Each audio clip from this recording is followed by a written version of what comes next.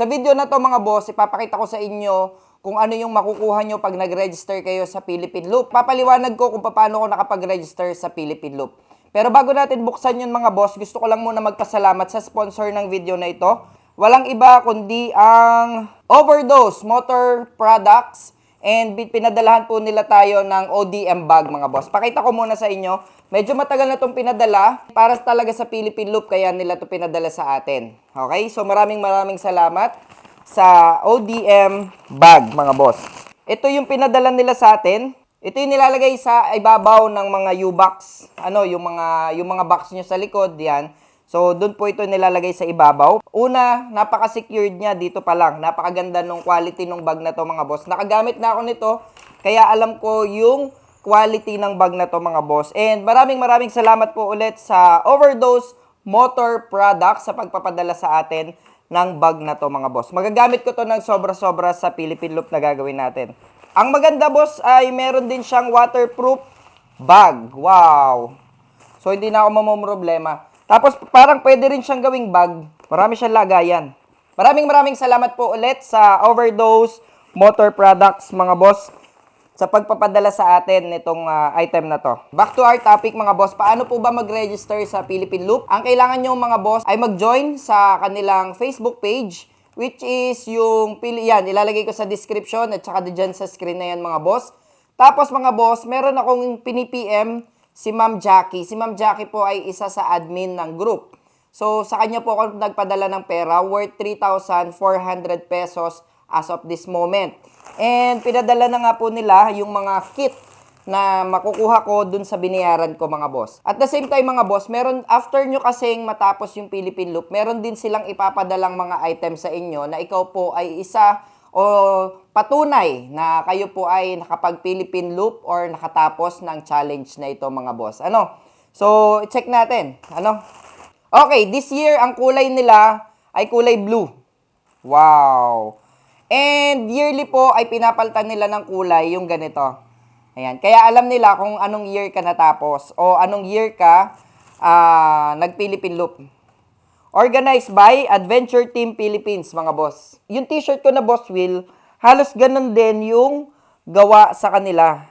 Yun, parang sinukat, mga boss. So, maraming salamat. Dalawang t-shirt yung pinadala nila, mga boss. Ito yung isa. So, pwedeng palitan pahabang nasa tour. Ito empty pa. Hindi ko alam kung bakit empty. Hindi ko sure kung dito ba nilalagay pag finisher ka na. Talagang pinapadala to. Hindi ko sure, mga boss, ha.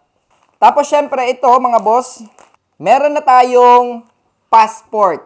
Yung passport, mga boss, dito sa may bandang likod, yung rider information nyo, pangalan, birthday, nandyan lahat. Tapos, do not lose your passport. Keep all Roro gas, hotel, and food receipt. Take clear picture of yourself without a helmet, wearing your uniform, holding your passport beside your vehicle at all checkpoint and ferry points. Share your checkpoints, ferry points, and destination photo daily on your Facebook account with the hashtag Philippine Loop Checkpoint. May mapa din sila ng Pilipinas na binigay mga boss para kung sakali na mawalan ka ng internet connection, ay kumpleto po yung bawat city ng bawat probinsya. Nandito rin. Tapos dito mga boss, yung harap ng passport, syempre yung participant number. So, kailangan yon. Tapos dito mga boss, yung start your tour. To get a Philippine Loop one-time starting code, please fill up this page and send the information through the text to 09 blah blah blah or take a picture of the page and Viber it to the same number. Upon sending the info, you can start your tour. A starting code will be sent within a few hours. Tapos, yan. Pipilapan nyo lang to. Riding day 1. Dito naman isusulat nyo sa notes kung ano ba yung nangyari sa inyo. Saan ba kayo pumunta. Ikikwento nyo lang dito mga boss. Tapos, yung actual destination reach kung saan. Starting odometer, kailangan po pipicturan nyo po yung umpisa ng odometer ninyo. And syempre, yung ending ng odometer nyo para sa araw na yon. Tapos, total kilometer traveled. Kailangan po yan. Tapos, ending time for a day. So, ako kasi ang plano ko is 6 o'clock in the morning, mag-start na ako.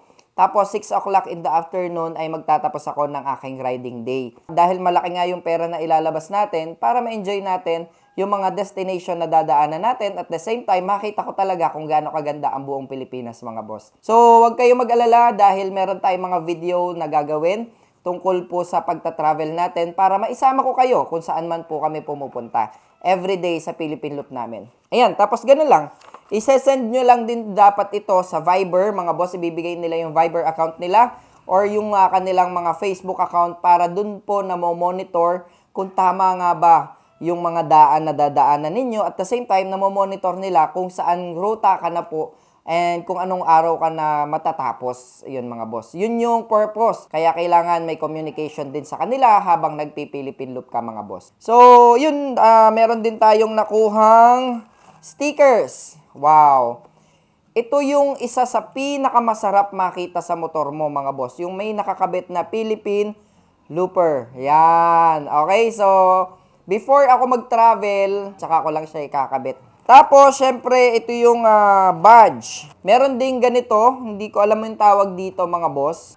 Philippine Motorcycle Tourism Astig. So, pwede siyang ikabit dun sa kung meron ka pong vest o kaya meron ka pong jacket, yan.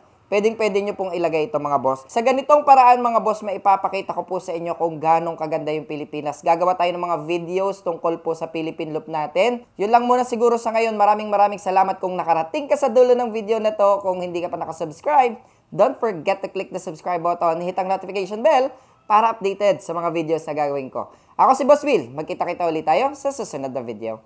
Paalam!